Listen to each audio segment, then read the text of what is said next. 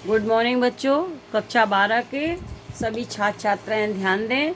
मैं आपकी विषय अध्यापिका श्रीमती मंजू गुप्ता आपको आपकी हिंदी पुस्तक के काव्य खंड का दूसरा पाठ केकई का अनुताप पढ़ा रही थी। उसी का अंतिम भाग आज मैं आपको पढ़ाने जा रही हूँ, जिसके रचयिता राष्ट्रकवि मैथिली शरण गुप्त हैं, जो साकेत नामक महाकाव्य से अवतरित है। केकई राम से कहती है कि तुम मेरे, ये मुझको प्यारा है और तुम इसको प्यारे हो, इसलिए मेरे लिए तुम दुगने न्यारे हो, मुझसे प्यारे हो, मुझसे अलग मत रहो। आगे केकई अपने हृदय की बात को व्यक्त करते हुए श्री राम से कहती है, मैं इसे न जानूं किंतु जानते हो तुम, अपने से पहले इसे मानते हो तुम भ्राताओं का प्रेम परस्पर जैसा, यदि वह सब पर यों प्रकट हुआ है वैसा। केकई कहती है कि हे राम, मैं इसे न जानूं, मैं इसको नहीं जान पाई, किंतु जानते हो तुम, किंतु इस भरत को तो तुम भली भांति जानते हो। मैं इसे अवश्य नहीं जानती, लेकिन तुम तो इसको भली भांति जानते हो। अपने से पहले इसे मानते हो तुम।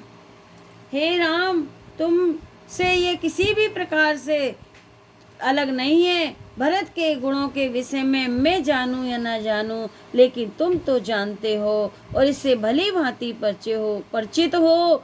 तुम इसे अपने से भी अधिक प्यार करते हो। मैं इसे न जानूं किंतु जानते हो तुम। मैं इसके गुणों से परिचित हूं या ना हूं, लेकिन तुम तो इसको भली भांति जानते हो और तुम अपने से पहले इसे मानते हो। तुम इसे अपने से भी अधिक प्यार करते हो।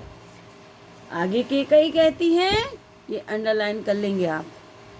तुम भ्राताओं का प्रेम परस्पर जैसा, यदि वह सब पर यों प्रकट हुआ है वैसा, तो पद्म कोश भी पुण्य तोष है मेरा, मैं रहूं पंकिला पद्म कोश है मेरा। ये अंडरलाइन की व्याख्या आपको करनी है, ध्यान से सुनिएगा। तुम भ्राताओं का प्रेम परस्पर जैसा, यदि वह सब पर यों प्रकट हुआ है वैसा। केकई कहती है कि तुम भाइयों का जो आपस में प्रेम है, तुम दोनों भाइयों के बीच जिस प्रकार का प्रेम संबंध सभी के समक्ष प्रकट हुआ है, तो तुम भ्राताओं का प्रेम प्रकट परस्पर जैसा, यदि यह इस प्रकार से सबके सामने आया है, सबके समक्ष प्रकट हुआ है, तो पाप दोष भी पुण्य दोष है मेरा। तो हे राम, मेरा पाप दोष भी पुण्य है, पुण्य के समान मुझे संतोष प्रदान कर रहा है। ये पाप दोष भी मेरे लिए पुण्य का भंडार हो गया है, पुण्य संतोष के समान हो गया है। पुण्य जैसे पुण्य प्राप्त करने में संतोष प्राप्त होता है, उसी प्रकार से ये पाप दोष भी मेरे लिए पुण्य का भंडार हो गया है। मैं रहूं पंकिला पद्म कोश है मेरा। केकई कहती है, मैं चाहे कीचड़ के समान अपवित्र क्यों ना रहूं, किंतु मेरी कोख से तो कमल के समान निर्मल भरत जैसा पुत्र उत्पन्न हुआ है। यह पाप दोष भी पुण्य दोष है मेरा। तो ये मेरा जो पाप है वह मेरे लिए पुण्य का भंडार है। मैं चाहे कीचड़ के समान अपवित्र रहूं, लेकिन मेरा उत्पत्ति कोश तो कमल के समान पवित्र है। मैंने भरत जैसे पवित्र आचरण वाले पुत्र को जन्म दिया है। आगत ज्ञानी जन उच्च भाल ले लेकर, समझावे तुमको अतुल युक्तियां देकर। आए हुए केकई कहती है, हे राम, आगे आने वाले ज्ञानी जन तुम्हारे और भरत के अतुल प्रेम के संदर्भ में अकाट्य प्रमाण देकर तुम्हारे और भरत की श्रेष्ठता को सिद्ध करें, अथवा भरत को निर्दोष और मुझ को अपराधी सिद्ध करते हुए अपनी विद्वता को प्रदर्शित करके ऊंचा मस्तक करें। आगत माने आए हुए या आने वाले ज्ञानी जन अपने ऊंचे ज्ञानी मस्तक को ले लेकर समझावे तुमको अतुल युक्तियां देकर, तुमको विभिन्न प्रकार की युक्तियां, विभिन्न प्रकार के प्रमाण देकर समझाने का प्रयास करें, और ये मुझे भरत को निर्दोष और मुझे दोषी सिद्ध करने का प्रयास करें अपनी विद्वता से। पर मेरे तो एक अधीर हृदय है बेटा, हे पुत्र राम, मेरे पास तो एक अधैर्यवान हृदय है जो किसी भी प्रकार का तर्क नहीं चाहता है। वह तो मात्र इतना चाहता है कि उसके पुत्र परस्पर आपस में एक दूसरे के हृदय में, एक दूसरे की आंखों में प्यार को देखें और सम्मान करें, और तुमको उनकी आंखों में प्रेम ही दिखाई दे। वही अधीर हृदय अब तुम्हें बाहों में भरकर अब घर लौटने का आग्रह कर रहा है।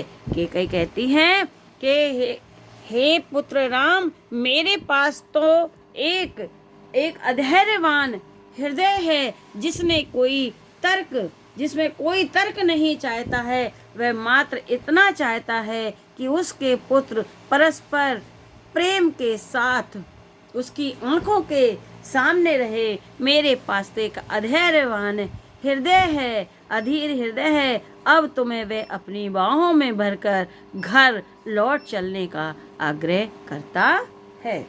बच्चों, आज यहीं तक। कल आगे पढ़ाएंगे। कुछ प्रश्न हैं जिसको आपको करना है, वो इस प्रकार है। पहला प्रश्न है, पद्यांश के पाठ और कवि का नाम लिखिए। दूसरा प्रश्न है, ऊपर लिखा हुआ है उत्तर। दूसरा प्रश्न है, रेखांकित अंश की व्याख्या कीजिए, तो वो आप कर लेंगे। तीसरा प्रश्न है, केकई ने किस बात पर संतोष व्यक्त किया है? केकई ने किस बात पर संतोष व्यक्त किया है? उत्तर लिखेंगे कि केकई ने स्वयं इस बात पर संकोच व्यक्त किया कि वह स्वयं कीचड़ के समान अपवित्र क्यों न हो, किंतु वह कहती है मेरी कोख से कमल के समान भरत जैसा पुत्र उत्पन्न हुआ है। अगला प्रश्न है, ज्ञानी जन किसे अकाट्य तर्क देकर समझाने का प्रयास करते हैं? उत्तर लिखेंगे, ज्ञानी जन श्री राम को अकाट्य तर्क देकर समझाने का प्रयास करेंगे। अगला लास्ट प्रश्न है, केकई ने किसको भुजाओं में भरकर भेटा? उत्तर लिखेंगे, केकई ने श्री राम को भुजाओं में भरकर भेटा। Thank you. आज यहीं तक, आगे कल पढ़ाएंगे।